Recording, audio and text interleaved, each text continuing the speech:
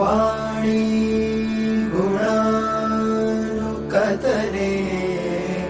श्रवणो कथाया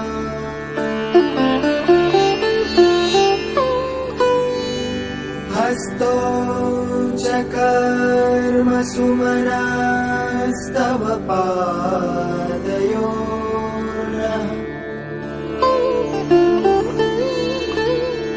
स्मृत्यां शिरस्तव निवास जगत्प्रणामे दृष्टिः सतां दर्शनेस्तु भवत्तनु